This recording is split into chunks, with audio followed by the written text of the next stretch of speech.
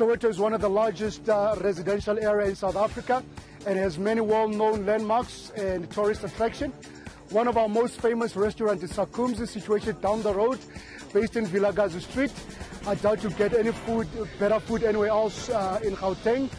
We also have the Hector Peterson Memorial, which is just behind me. It reminds us of our past and where we come from as a black nation. For those that love adventure and they just want to go out there, we have the Orlando Towers where you can do bungee jumping. And for those that appreciate art, there's also Jabulani Theatre, which is unearthed some of South Africa's most popular entertainers. It is also situated in Jabulani, across the road to us, where the club is situated actually. What had happened in Soweto, we had a club by the name of Soweto Rugby Club. That was formed in 1992. And in 2010, another club developed out of that club.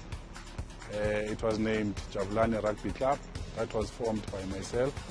In 2017, we decided to amalgamate the two clubs into one. Hence, it's called Soweto Eagles Rugby Club.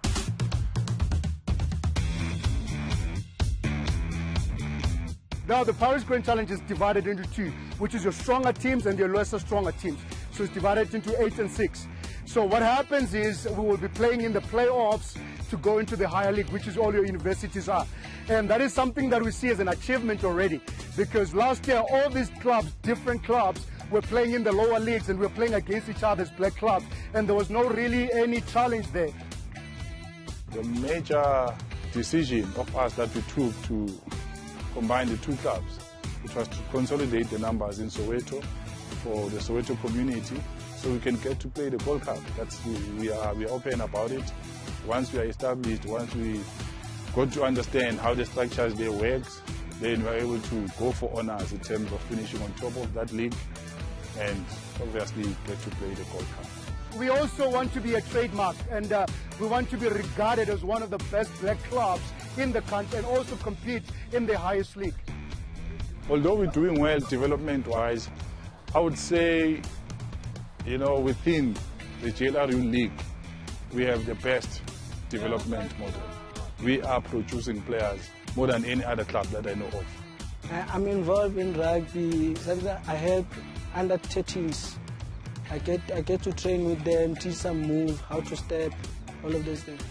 I'm part of the management, and I'm also in the captain Amantombazana, and I'm also willing to do coaching, if coaching to Amantombazana, like Nkale Ikolweni. Amantombazana, like Nkale from a primary, since in a primary location, and like Bakule Nayo, until like Spanama talent, and it goes out there. I'm helping in terms of developing players from the schools, developing for the team. As you can see, these youngsters. My greatest moment is when we won against Randfontein, which is we were under 17 and we were playing against under 21s. I think majority of our guys are not way much bigger than I am. So what we do more often than not, we're focusing more on aerobic stuff, explosive stuff. But we won't waste our time running into walls, when there are spaces around the wall. So most of the focus here too is about ifle. Guys are like looking shaka side step so that's what you want to enhance when you're training with the guys. And I think it's a unanimous thing around the coaches, all the way from your under 13.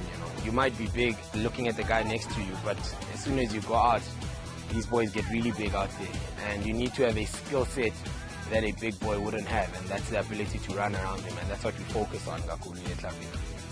My plan is to teach them how to defend and how to attack and to play better rugby, a running rugby, like a New Zealand team. He offloaded the support play of the All Blacks, Sublime, and look at this, realised he was one-on-one with Bongi Manambi, he had too much pace. Creel chasing back gallantly, made the tackle. And then the ball processed so quickly once again by the All Blacks. Anton Leonard Brown with the little offload. Bowden Barrett could have stretched and scored, popped it up unselfishly. Within the township, we struggled to get a facility because you would occupy a facility in 4 weeks' time. The soccer team would develop. We're having challenges, as you see. This is our first time since from 2010 we're having a space like this to train on. Usually when we train in the location field, they always chase us because we're not playing soccer. I don't think it's that much support in the community because recognition has only that much. So I can say most abantu abagabi aware with this corner. So I must say this is basically my life, and I believe I was born for this. It's only that, you know, as communities we tend to sometimes not understand what is one standing for. And I've done a lot for rugby, particularly for Soweto. I mean, I've won leagues for the past 10, 12 years as a coach. We are hoping that the business people around Soweto, the fact that we are based in Jabulani, but if you were to go next door to the mall, they don't even know that we exist as a rugby club.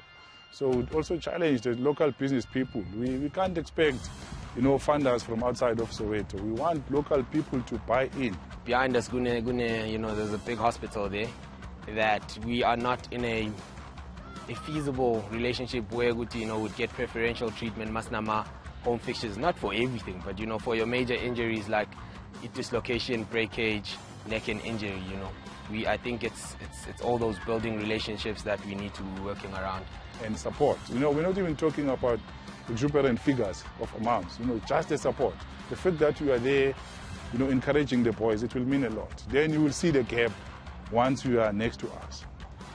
We're hoping to achieve better things for Soweto and obviously to change the mindset within the township itself. Back in the day, we had clubs from Middlelands, Zola, Dobsonville, everywhere. And we used to come together at Dobsonville and we'd play. And then afterwards, we'd watch the senior club play. So we just played against each other 5 minutes ago. An hour later, we're sitting together, we're chanting for, you know, for the senior team. So it's been a long journey for us. And being here at the club for me it's like a home, you know.